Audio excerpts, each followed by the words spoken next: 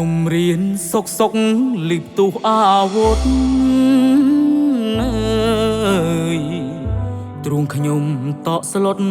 ស្ទើរចេញមកក្រៅបងរត់ទៅត្បូងខ្ញុំរត់ចូលរនដៅគ្រូខំស្រែកហៅឲ្យនំគ្នាពូម៉ោង2រសៀលថ្ងៃទី8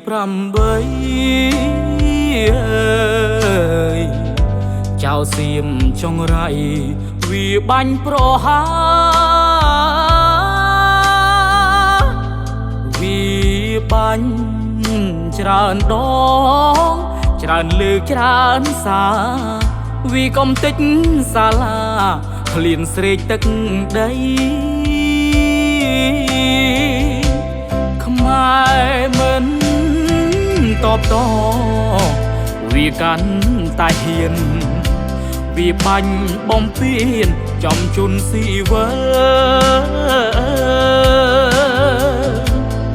យើងទ្រាំមិនបានតវិញដោយមិនជិល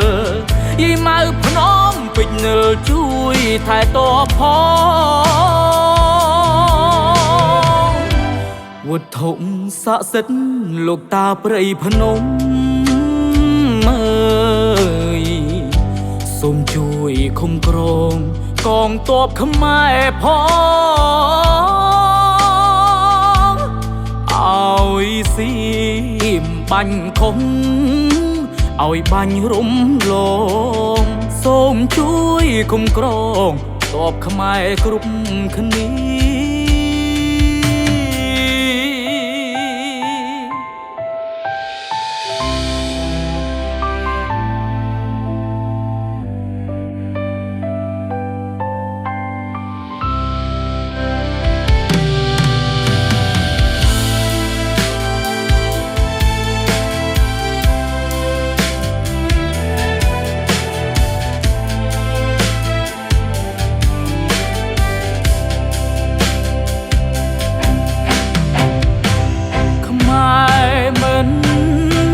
តបត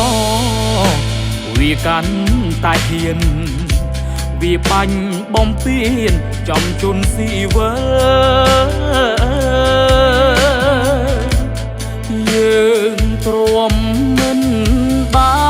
នតវិញដោយមិនជិលយីម៉ៅភ្នំពេជ្រនិលជួយថែតបផ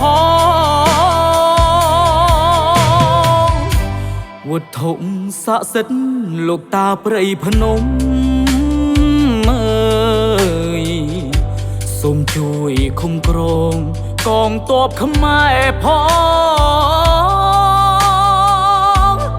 ឲ្យស៊ីមបាញ់ខំឲ្យបាញ់រំលងសូមជួយឃុំក្រងទ័ពខ្មែរគ្រប់គ្នា